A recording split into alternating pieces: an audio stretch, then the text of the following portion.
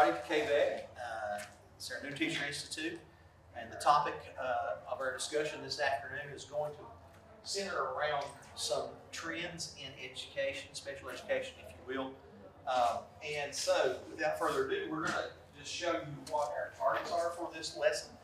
And so, our first initiative is going to be to understand the outcomes of the Andrew case, the Andrew F. decision at the Supreme Court level, and how that decision really impacts everything we do as special education teachers. And there's some key pieces here. We'll go through some of those pieces, but it's really centered around, and I want you to keep this key word, appropriateness. The appropriateness of the programming that we do for students with disabilities has really taken a jump in terms of what's expected of our delivery of faith. And so understanding faith, the expectations of faith, and that appropriateness of the programming that we provide in order to do what we need to be doing for students with disabilities. And then some key legislation policies influencing the education of students with disabilities. We'll talk through some things like No Child Left Behind and the ESSA law. We'll talk through some of those things. And then really looking at what is the purpose of special education and how faith and the IEP guidance document kind of go hand in hand now. The IEP guidance document at KDE level has recently been revised, and there's some new language in there about Andrew. It even it references Andrew and some of the information that's provided in the indices really can lead you to a greater understanding of that. We'll try to hit the high points here in the next hour, and we'll try to talk to you really straight about what's expected in providing students with disabilities free appropriate public education. When was the Andrew F. case decided, Mr. Mayor? 2017. That's right, 2017. It really this started. This is the case we discussed in the graduate class for Campbellsville University. Yes. Last year. And it really started about 2012, and so there was lots of attorney fees, lots of things that come out of that case. But we'll talk about that at length here, and just really pull out the real piece is, what makes the programming appropriate? What is it that we have to have that makes it appropriate? And that all centers on that IEP development and some of those key pieces. So what's the IEP document, IEP guidance document say about faith? Annual goals must not involve simply copying the IEP goal from one school year to the next. The Andrew case was a really interesting case. And when you rub it against the Rowley case, which previously had driven what we were to think about how much benefit do we provide students through an IEP. Is it a minimum floor of educational opportunity that we provide, which is what Rowley kind of decided for us. All those years ago, Rowley was a case that was decided about a student in California. She had some hearing impairment, but she was otherwise high functioning. Okay, and she was with a few accommodations and some specially designed instruction, she was making grade to grade progress. So she was probably a 504. Do you remember? But she was not a 504. Oh, okay. She was an IEP student because she qualified. She met the criteria, and she needed specially designed instruction. She needed accommodations, but she didn't need some of the things that they were asking for. And so, for example, she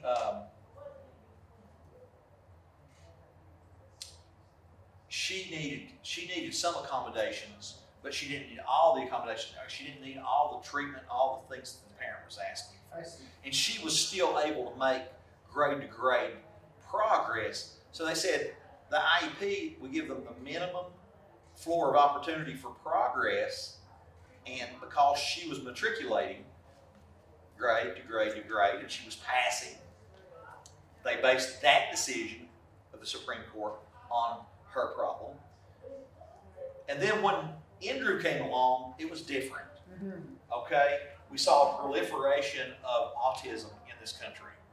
We saw just an explosion of autism across this country, and we saw that the disability determinations around this disability, around this issue, had just kind of exploded. And so when we think about that, we say, well, how was Andrew different than Rowley?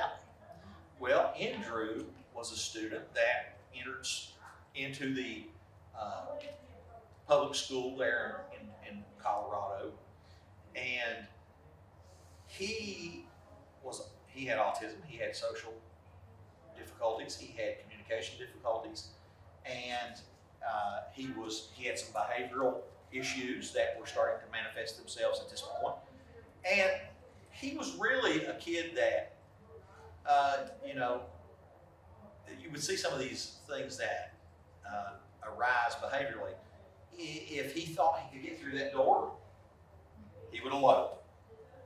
Okay?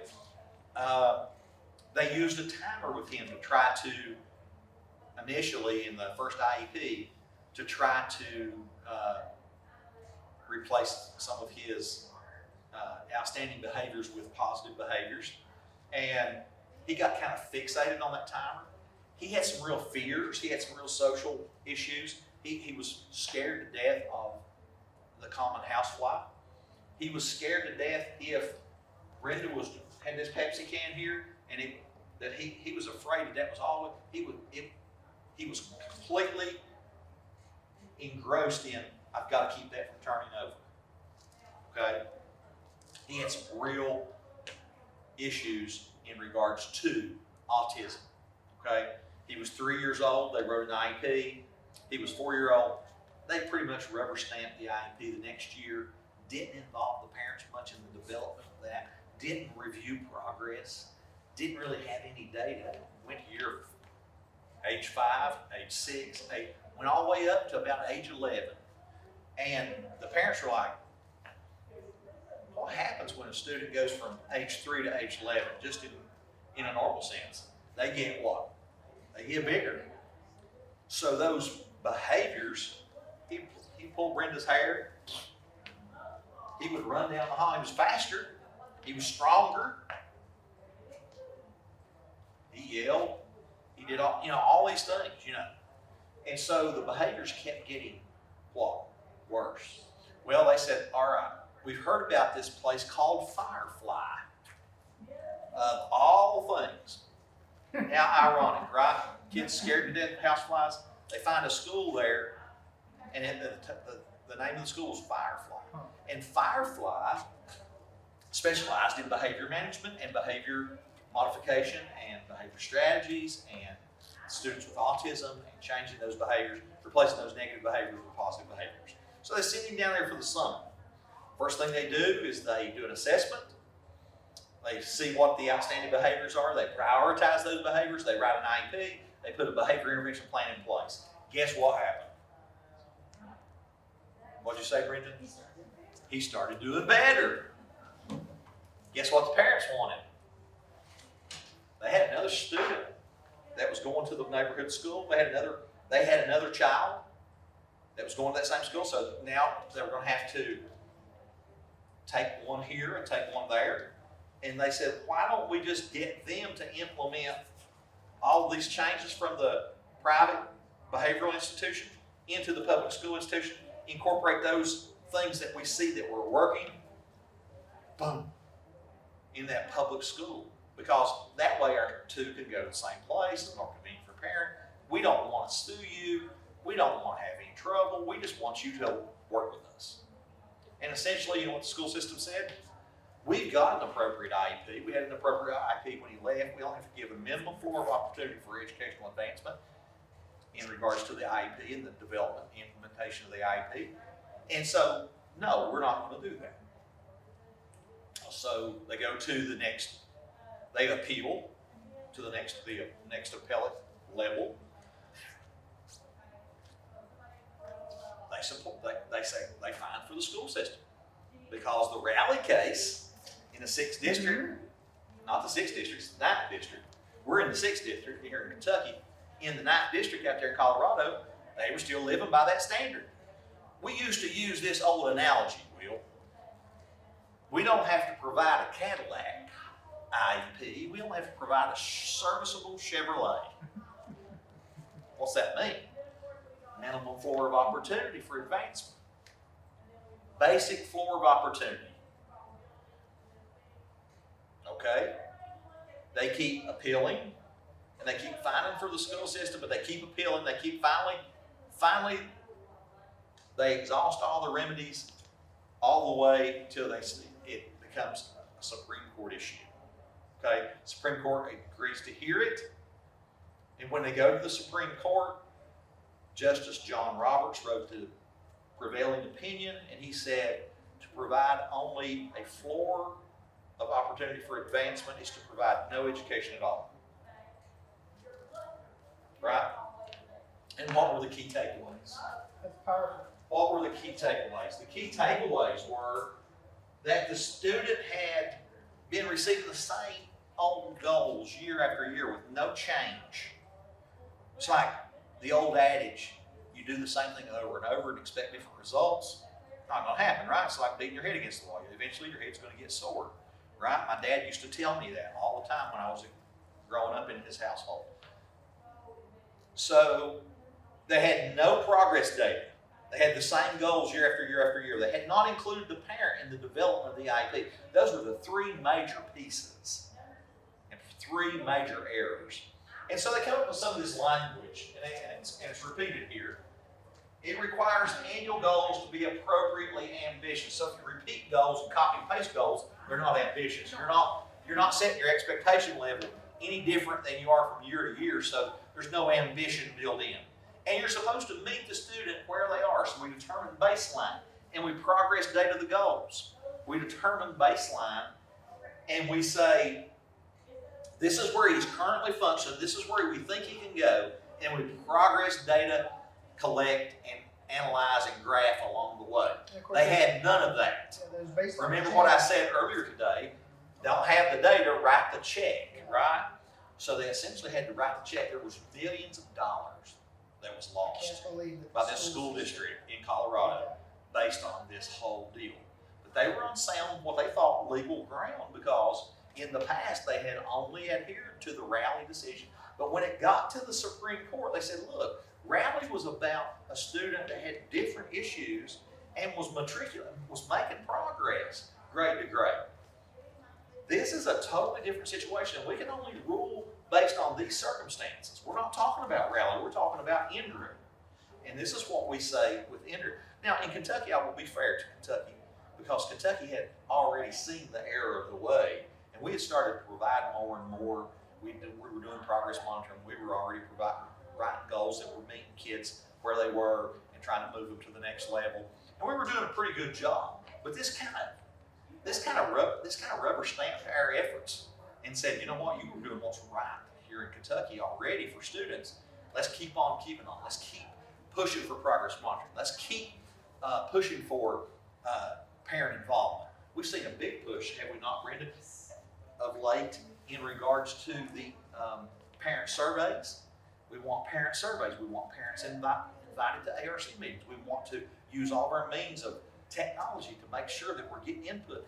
And we teach even within our trainings through IEP, ARC, chairperson, whatever. We're saying to them, ask this question. Parents, can you tell me what you think your child needs to be working on in regards to the IEP? How would you like to see these goals developed? What accommodations do you think they need? You're at home with them a big part of the day. Can you tell us about your kid? Do you have some information? What's causing them? What sets them off? How do they best learn? Da, da, da, da. And so we ask for those things. We ask open-ended questions, and we hopefully get responses, and we document those things.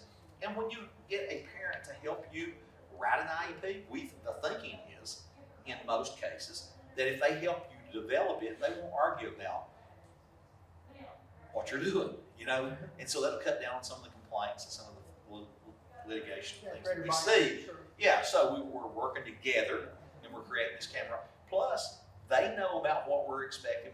We explain to them progress monitoring. We explain this is what the kid needs to be working on, and they can support that at home. It's just a better situation. So I think the Ender case has pushed us in the right direction with parent participation. I think it's pushed us in the right direction with data collection and progress monitoring, and the substance of the IEP and the appropriateness of the IEP has been lifted up. And so let me give you an example of what I'm talking about. If you're writing a goal for a student, it's going to be based on data. It's going to be based on need. And it's going to be based on, let's look at what skill the child is deficient in, and can we probe that skill, can we test that skill, and can we develop a baseline, and can we determine how far away they are from similar age peers. And when they have that gap, that tells us that that child needs special design instruction. That child has an adverse effect because they're consistently and significantly below their same age peer, and they need some more support. And so when we provide that support and we progress monitor it, we've entered into a situation where this IEP student has a right to receive specially designed instruction, has a civil right to have progress monitoring, has a civil right for us to ask parents to be a participant, an active participant in the ARC process. And so that's really what we're talking about here when we talk about ambitious goal writing. IEP goals are appropriately ambitious so that the student makes progress in considering their unique circumstances of the student.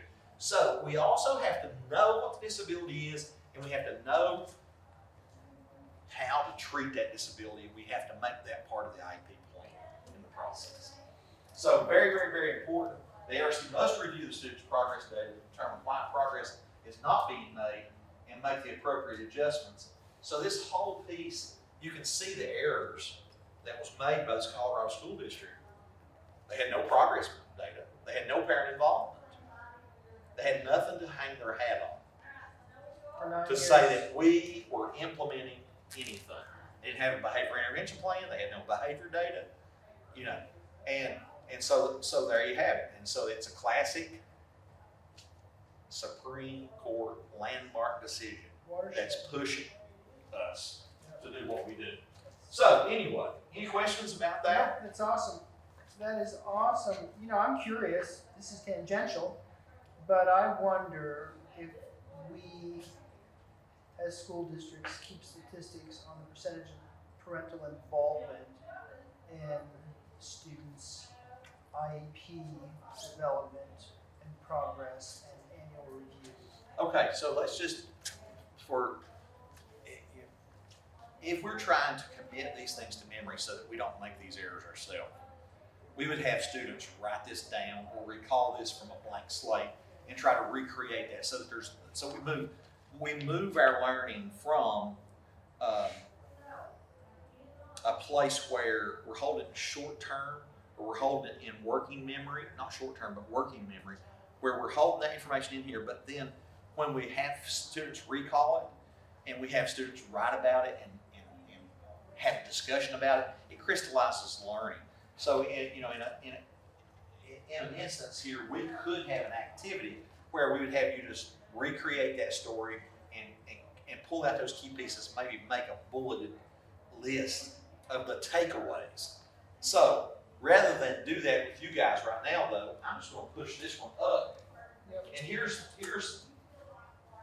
we got to meet the student at their current level. This could be the fake takeaways. We've got to make sure that the substance of the IEP is appropriate to the disability, and that it is ambitious, and that it's unique to the student, and it provides the things that we say it's going to provide, and we provide the things that the disability pushes us to provide. Because we have this old saying, Brenda and I kind of coined this ourselves. We dance with the one that brought us. When we write IEPs, we write them for that disability, right? We have to attack and address the disability and anything else that emanates from the disability we can add as a priority down the list. But we first got to take care of the disability. What I mean by that, if you're a student that is found to be eligible in other health impairment. That's a behavioral issue. Maybe you're off task, maybe you can't organize yourself, maybe you can't organize your thoughts, maybe you can't reflect on your own learning, the metacognition piece. So we've got all those issues. Well, we know that, right? Our psychological speaks to that. We know that we've got a diagnosis of ADHD. We have our own behavioral observations that we look at in our own testing. But then we also see kid can't stay on task, so what starts to happen? That gap starts to widen in those academic areas. So we don't know which came first, the chicken or the egg, but we do know that the student first became eligible and was not eligible in these other areas, but we feel like the attention deficiency caused the reading problem. So if you got reading issues, we can then look at, got to take care of the behavior. If the behavior improves, maybe the reading will improve. But until then, we can't take a chance. We've got to teach that kid to read, and we've got to treat that because that emanates from the disability. So that's an example of how primary disability, secondary problems that come from the disability.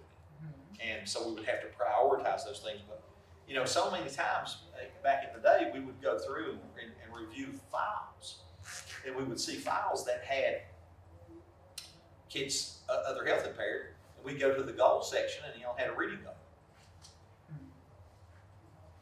Nothing, we were doing nothing to help him with organization, attention, metacognition, any of those pieces that come in that disability category. So those are the major issues. We've got to take care of that first. We got to dance with one that brought us, right? We've got, however you become eligible, we got to make sure we treat that first, and then anything else that comes along. So, we said that there was no progress monitor. We got to make sure we progress monitor the goals, and we got to let that drive our instructional decisions. We got to let that tell us, is the kid making progress toward attaining the goal? Is he closing the gap? Does he still have a disability? Are there any reevaluation needs? So this could go a long way. It also goes a long way in determining whether or not a student is a candidate for extended school year services, which is a piece on the IEP that's in regulation. And so I say this to all the time to districts. I say, hey, if you don't have progress monitoring data that I can look at, and I don't see the graphs, and I don't see the breaks in instruction, like the 2-week break at Christmas, or the 1-week break at Pikeville Independent, or some of the districts take at Thanksgiving, or the 8-week break in the summer, and I don't have data points that are established around those breaks, and I can't say, hey, this is where the kid was performing before the break, this is where the kid was performing when we got back from the break, and then we gave him 6 weeks to recoup. We can't answer that question about extended school year unless we have strong progress monitoring data on goals. And ESY is a program that you can get through the summer to maintain the progress that you've made. It's not an enrichment program, it's a maintenance program. And so, in order to be a candidate for that, you have to be able to respond after that break, and then 6 weeks into the future, if we've recounted some of those things on that goal, you can't recoup what you lost. So that's an important piece around progress data as well. And then, obviously, we want to make sure, we already talked about this, that's with one that brought us here, unique circumstances. We got to meet those unique circumstances for that student. We can't have a bunch of IEPs in a vertical situation. If Brenda's teacher A and Will is teacher B, we can't have all of Brenda's IEPs having the same exact goals and the same exact accommodations and the same exact services, supplementary aids and services. Because from a vertical standpoint, that's not individualized. That's not unique to the circumstances of each individual student. So when we talk about special design instruction, one kid might benefit from visual supports while another one auditory. So you see, it's a very, very tall task, but it's one that we have to be on our toes about because we have a tendency to kind of repeat things. And so when I say I'm doing a vertical review of your folders, I'm gonna look 1 through 15. And if I start to see some things, we do this all the time in districts, then we got some issues we got to talk about. We can't write the same goals. Now, what causes some of that? It's not special ed teachers' faults always. There is this, there's this regulation that says that our IEP goals should be based or guided by the standards. Okay, so there's going to be some similarity, but when you get into the specially designed instruction, the disability is going to drive the services that we provide, right? It's not going to be the standards that drive the services we provide. It's going to be based on the disability and their unique circumstances. Does that make sense? Absolutely. So, and meeting the standards. So yes, we have to, yeah. Is I mean, we have to meet the standards. We have to have access to the standards because all of our students under that 504 umbrella have the right to have a level playing field. Accommodations, access, those are what we talk about when we talk about 504. But when we are under that umbrella and we have a gap academically or behaviorally or functionally, we have to write a goal that says we're going to attack those issues unique to that student. Any questions about that? Very Okay. good. Wonderful. All right. Very helpful. So, No Child Left Behind was a law that was enacted in 2001. It called for stronger accountability on what we were doing with students, a greater local control, use of evidence-based practices, greater choice for parents, and evaluation of all students. When I talk about evaluation of all students, this really drives making sure that we got everybody being evaluated in the state testing system. Okay, this law is really where that comes from. Okay, and so we know that if we don't do very well, we can get TSI and CSI school designation for students with disabilities. But we also know that we have to test everyone. And there's this issue that has emerged of late where districts are being scrutinized for having more than 1% of their student population being tested alternately.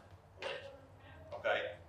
So in order to have an alternate assessment, you have to go through and jump through some hoops, and you have a lot of documentation that says this student is not going to get not going to get a regular diploma. And so anytime you go above 1% of your population, then the state starts looking at you, right? Why are you having, and you have to report on it, and you may receive corrective action and that type of thing. So evaluation of all students pushed us to do some things. We used to say, we'll just slip them over on alternate and it won't count. Well, that's not the way it is anymore. You see, they figured that out. And so now that if you go over 1%, you've got risk-focused monitoring. It's a ding against your district, right? It's also possible CAT, possible corrective action.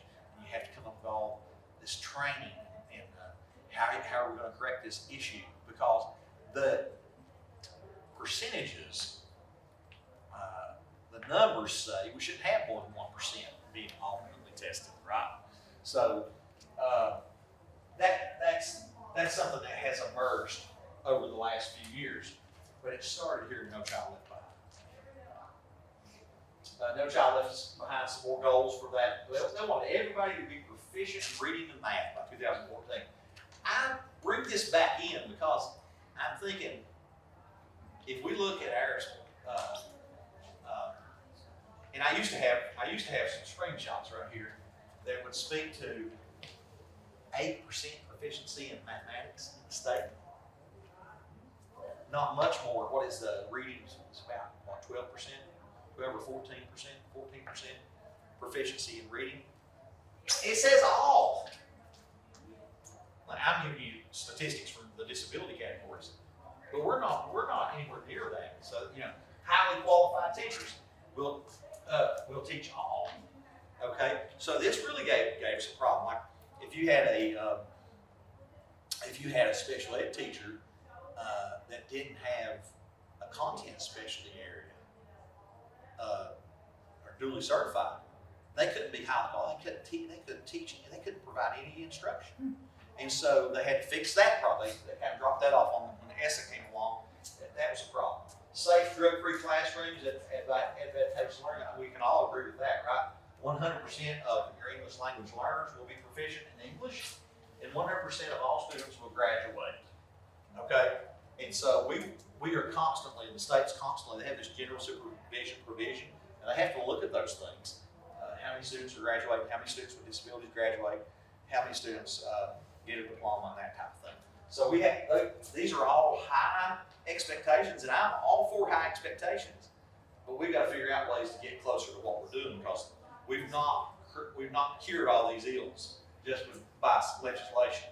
But it is strong legislation, and it was good legislation when it came down, because it really pushed for inclusion, which we're all very much behind.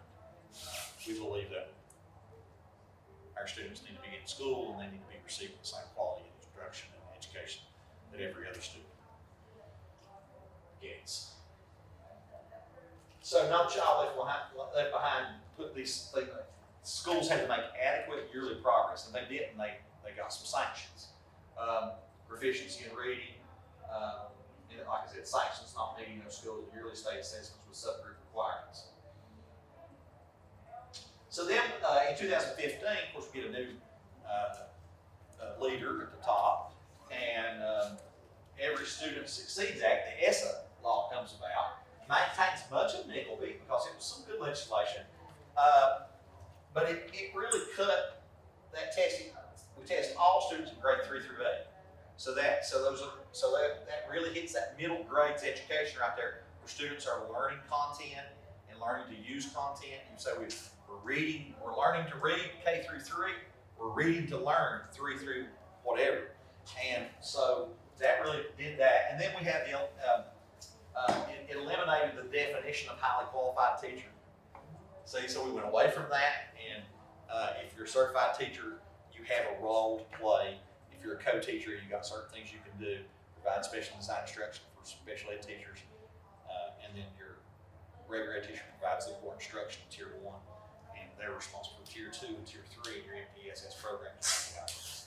So, the state develops a definition of most significant cognitive disability. Alternate assessment only allows 1% be assessed. So this come about since 2015, because what we saw from No Child Left Behind was that pressure it put on schools to reform.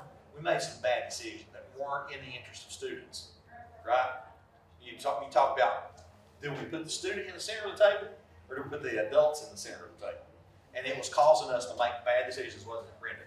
And we were putting kids into alternate assessment situations, and they're not getting diplomas. They get out, and what's the residual effect? They can't find employment. And so we're creating people that are further dependent on the government. So it was bad legislation. So they put that stipulation in there, and they started putting some teeth in that legislation when they started saying, okay, we're going to look at you, and if you got over 1% in your district, there's going to be some sanctions. There's going to be a cap. There's going to be some training, and we might start to look at taking money. And there's also references to universal design for learning here. And this is all about inclusion. This is all about planning and designing your lessons up front with differences in mind. It's really born out of the architect game, where we were making, the thing I think about is curb cut. Okay, you put a curb cut in for a wheelchair, right? But who else does it help? It helps the person that's pushing the baby carriage, right? It helps the runner. Don't have to jump up on the sidewalk. You can just get on that sidewalk easily, right? It helps that person that's maybe, I was watching George Costanza last night get his Frogger machine across he would have had a lot better situation there if he'd had a curb cut. That truck comes by, and he had the high score, and he was trying to save it. It was his claim to fame, it's toward the end of the Seinfeld run. And if he'd had a curb cut, he could have got that thing right up on there, but instead he had to get out of the way real quick. And here comes his truck, and it smashes it into, anyway, You know, when the game ends, Frogger, you know how that makes that sound. That was it, game. And Jerry said, game over, right? So George had the high score, but if he'd had a curve, but the whole idea of universal design for learning is that, hey, universal design for learning is for all people. It helps everybody. If you put an elevator in, it does all kinds of things for people. It doesn't just get the disabled person up, it gets people up that need to get, you know what I'm saying? So there's dual, and so when you apply those things to education, you're designing your lessons to account for differences. How students give you information back, how they take it in, what types of learning modes and modalities do you subscribe to, and then you layer on top differentiation, which is that is, you teach a kid for a while, you take data on how the kid's doing, and you adjust your instruction on the fly, right? So you have some differences with differentiation.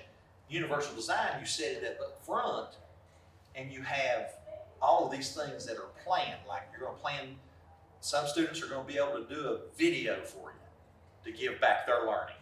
Some are going to be able to do it with a traditional test, or maybe some can do it with oral testing, right? So they can tell it to you, but they can't put it down on paper. So you plan for that in your design of your lessons. So that first started to show up in the legislation with the ESSA Act, and I think it's good, solid legislation. So we got this IDEA law. 1973, they passed the Rehab Act. Rehab Act is where 504 was born, okay? But in 1975, we come with this Public Law 94-142 came about in 1975, and this was pretty much based on some decisions of the court, the Park decision in Pennsylvania, because students were being excluded. We started to include students in school that had significant disabilities. And then in 1975, they said, these students got to have an IEP. They got to have a different education because they have disabilities. But what happens? If you don't put any teeth in the legislation, you don't force people to do it, they kind of drag their feet, they're a little slow to the game.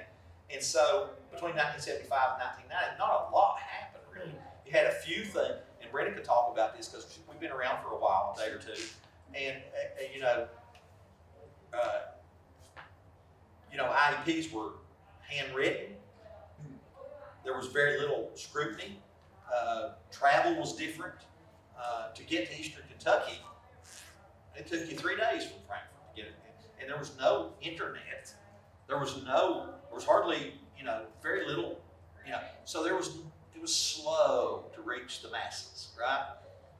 But 1990s, things start to change. We start to see the advent of different communication, roads improve, all these things come about, and we start to see more scrutiny over this law. But IDEA law, they changed the name, Individuals Disability Education Act, from Public Law 94-142, and then in 1990 we get IDEA. IDEA has Part A, and it's just the definitions. It defines the disabilities, it talks about IEP, it talks things about, like SDI, it defines SDI, gives that real cryptic, it's a real dry kind of specially designed instruction, content, methodology, and that type of stuff. They talk about all that. But, and then the Part B education is any students with disabilities ages 3 through 21. And then your Part C education is anything birth to 3. We call that first steps in Kentucky, right? And so when we go from Part C to Part B, if we're a student with a disability, we got some certain protections. And we have to have an IEP in place, and we get protection of law and due process and all that. And then Part D are those grants to education. We have some special grants that some flow-through dollars and things that come to us by way of this legislation. Excuse me. So the 6 major principles of IDEA law: 0 reject. If we know that there's a student, if we consider that the student might have a disability, we have some child find issues. We can't reject them because they're disabled. We have to evaluate, identify, and determine eligibility and give them an IEP if they're eligible. So that's zero reject. That's a concept that comes out of this major. Can you elaborate ideal. just a little bit more about child find? Because as I work out in schools in my role as a Child find, anybody can refer a student to special ed that has knowledge of that student. They have the right. And we have a fiduciary responsibility as a local education agency. If we know of a student that might have a disability, we're to identify them. We're to locate, identify, evaluate, and determine eligibility, and then provide FAPE if they're eligible. that always happens in early fall, correct? No. No, it can happen anytime. Anytime. Yeah, it can happen anytime. Because it seems like as I'm out in schools, Probably less than. there's usually it seems like I hear a lot of teachers talking about. Well, You know, they get their new we're rosters immersed at that time, and we're they immersed start. in child They life. start. Teachers traditionally look at those rosters, and I don't mean to be, generalizing too much here, but we look at those rosters and say, okay, well, these kids. We look at the screening results, we look at the district assessments, the MAP scores, the whatever, the kindergarten assessments, whatever it might be, and we say, oh, well, this student might not be able to learn like this one. So what can we do, when we start thinking about referral? But really, RTI has been put in place. And RTI says that the kid needs to have about 18 weeks of time to respond to intervention and appropriate instruction before we can find them to be a student with a disability. Because being behind doesn't mean you're disabled, right? Correct. You have to have a consistent, significant difference between your performance and what's expected of a similar age peer. So in order to do that, you have adverse effect, and you have to need special design instruction to be eligible, as well as having met the criteria for one of those 14 categories. So it can happen at any time, Will, but it typically happens later. And we're coming out of the pandemic, whereby we were just talking to a director and said, start to see more referrals, because kids lost learning. And it's even a national conversation. You turn on Yes. some of these news agencies, you will hear this national conversation about loss of learning. Oh, And yeah. what are we doing? And what's the NEA going to say about it? And what's the American Federation of Teachers going to say about it? So you hear this all the time, but really what it comes down to is we still have to adhere to those 3 prongs of eligibility before they can be eligible for special ed. They have to have the criteria to meet the criteria. They have to have a need for special design instruction based on an adverse effect and a gap that is consistently and significantly below same age peer expectation level in the standards. So why is it called adverse effect? Because that almost seems not to clearly define. It's an adverse What it effect of the means. disability. It's an adverse effect of the disability. So it comes from the disability. If you have this disabling Okay. condition, you may That have makes this adverse effect. And it's not just academics. It can be function, okay? It can be academics, it can be daily living, it can be socialization, it can be communication. One of the things we have to really focus on with our 1% population is making sure that we get a communication system in place for those students. Because lots of times they lack the ability to communicate. Symbolic language is not part of them. They're pre-symbolic or emerging symbolic. And we have to really, really work, because the most basic need of a human is to be able to communicate, get your wants and needs met. If you can't communicate, you can't be educated. If you can't communicate, you can't keep yourself safe. You can't have meaningful relationships. So think about it. Mhm.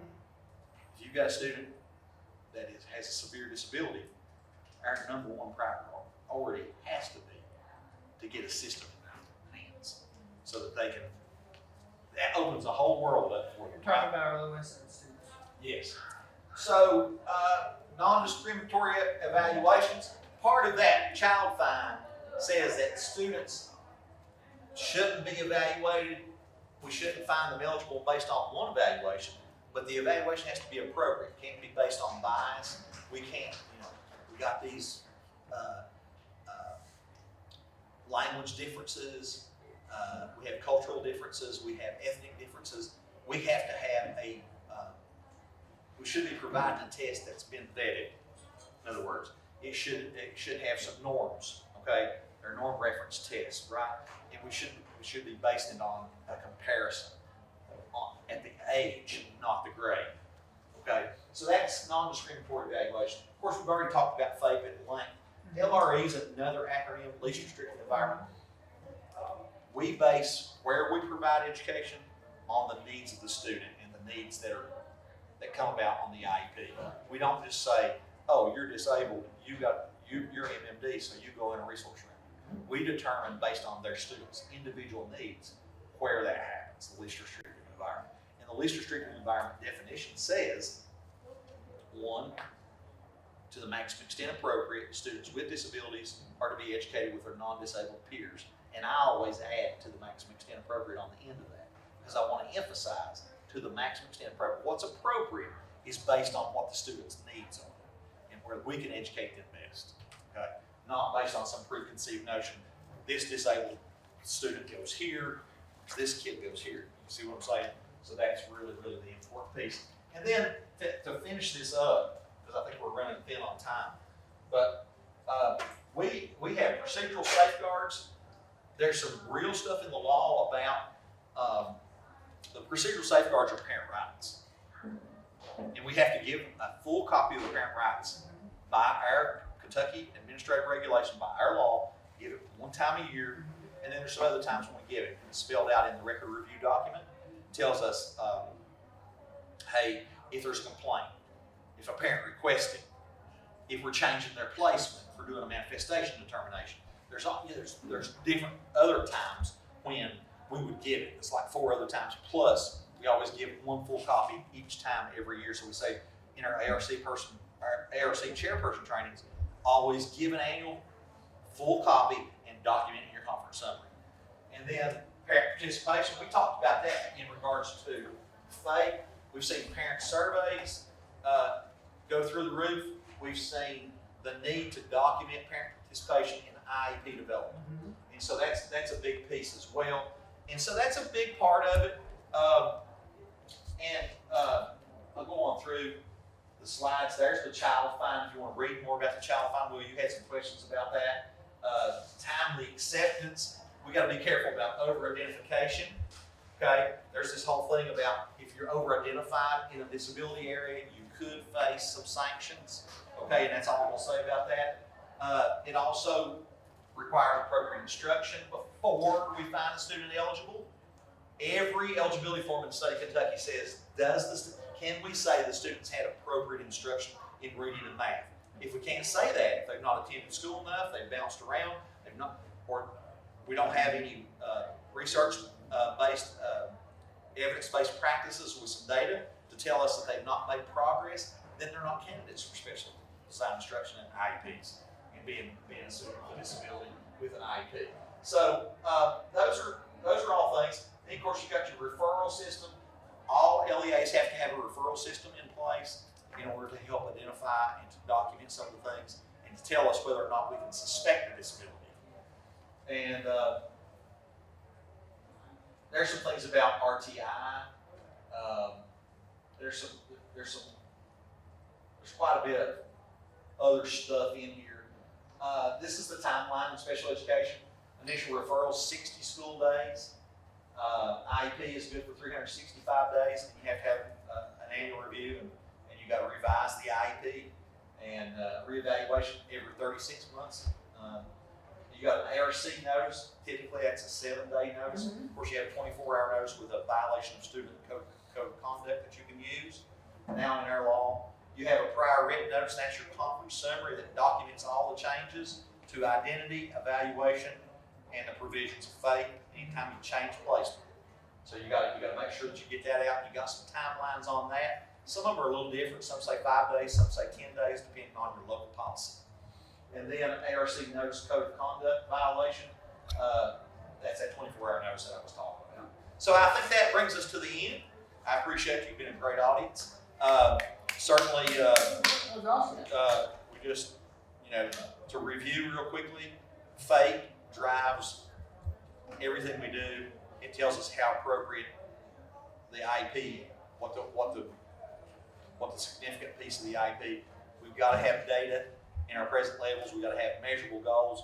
We've got to have progress monitoring, and we got to have solid SDI and services, supplementary agency services that we're providing. Make sure we're doing that in the least restrictive environment, and make sure we're matching that up with the courses that we're providing. And then, of course, we've not talked about transition, and that's a whole nother full day of training if we talk about transition. So, and what we're talking about is post-secondary transition, where the student, we're preparing them, once they get to a certain age, we're preparing them for further employment and education and training that's going to get them further employment. So, good day. Thank you all so much, and we'll close it down now.